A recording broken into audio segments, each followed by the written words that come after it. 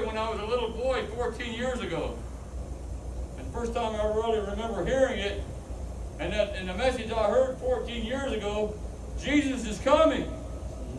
Did you know Jesus is coming? He's coming back to earth. And I heard it 40 or 50 years ago. And you don't hear it very much anymore. I don't think people believe Jesus is coming anymore. But that's what I want to speak about today, to let you know that Jesus is coming, and it's going to be pretty soon. I'm no prophet, but I know it's going to be within 7 years. It may be within 1 day. It may be within 1 week. No one knows the time of his coming. A lot of people got their ideas and interpret the Bible different ways, and we don't know when he's coming, but he's coming. The New Testament has many warnings that many mockers will appear in the last days, and they'll ridicule you for believing that Jesus is coming. There'll be scoffers. And I'm going to read in Peter the 3rd chapter, the 3rd verse. It says that scoffers will come in the last days, walking according to their own lust, and saying, where is the promise of his coming? For since the fathers fell asleep, all things continue as they were from the beginning of creation. People are mocking you today, saying, Jesus is not coming back. The Bible is not true. Jesus is not real. My God is real. Just like Esau was saying, when he all of a sudden he knew God was real. Sooner in your life you know God is real. People say, you don't have to worry about the judgment day. There's not going to be a judgment day. That's what they're telling you today. It ain't going to be coming. You don't hear, even in churches nowadays, you don't hear the message, Jesus is coming, very much. They used to preach it a lot. How many Christians, I'm guilty too. How many, do you wake up and say, is Jesus coming today? Am I ready? You know, I want to give you some reasons that you should believe that Jesus is coming real soon. You know, one is because Israel comes to be as a nation again. You know, and Jesus prophesied in Luke the 21st chapter, the 24th verse, he prophesied that the Jews were going to be scattered and scattered all over the world. And this is what he said in verse 24 of Luke, the 21st chapter, and they will fall by the edge of the sword and be led away captive into all nations. That's what Jesus said, and that's what happened. Happened in 70 AD, and Jerusalem will be trampled by Gentiles until the times of the Gentiles are fulfilled.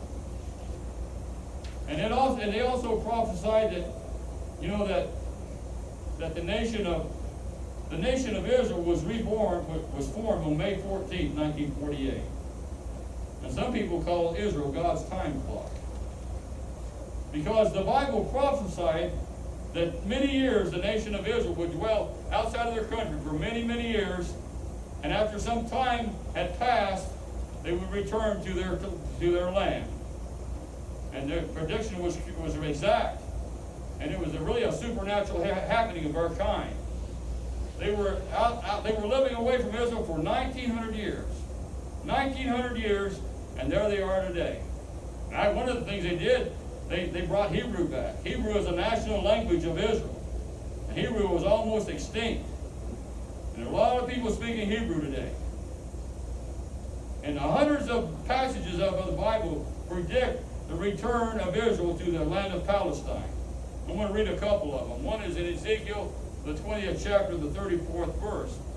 And this, he says, I will bring you from the nations and gather you from the countries where you have been scattered, with a mighty hand and an outstretched arm and with outpoured wrath. In Isaiah the 11th chapter, 11th verse, it says, in that day the Lord will reach out his hand a second time to reclaim the remnant that is left of his people from Assyria, from Lower Egypt, from Upper Egypt, from Cush, from Elam, from Babylonia, from Hamath, and from the islands of the sea. He will raise a banner for the nations and gather the exiles of Israel. He will assemble the scattered people of Judah from the four corners of the earth. And that started happening around 1948. You know, there's a scripture in the Bible that I didn't know. I'm going to read it. It talks about the nation of Israel being reborn in one day. You know, in 2,500 years, Israel had not been a nation. But in one day, the United Nations said, "You're a nation." On May 14th, 1948, the nation of Israel was born in one day, and the Bible predicted it. In Isaiah the 66th chapter, the 8th verse, I'm reading from the NIV version, "Who has heard of such a thing? Who has ever seen such things? Can a country be born in a day?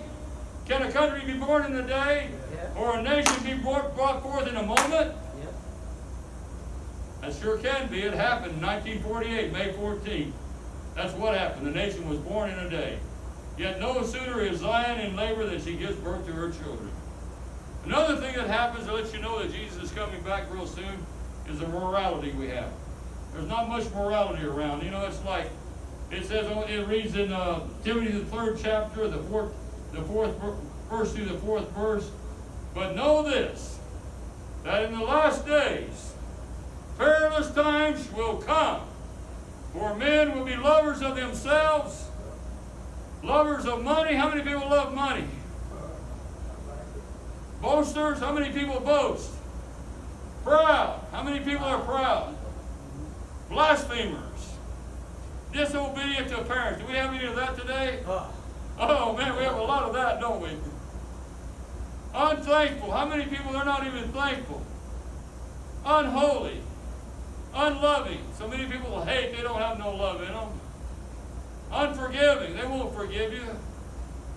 Slanderers. They'll say bad things about you. Without self-control. Brutal. A lot of brutal people. These despisers of good. Traitors. Headstrong. Haughty.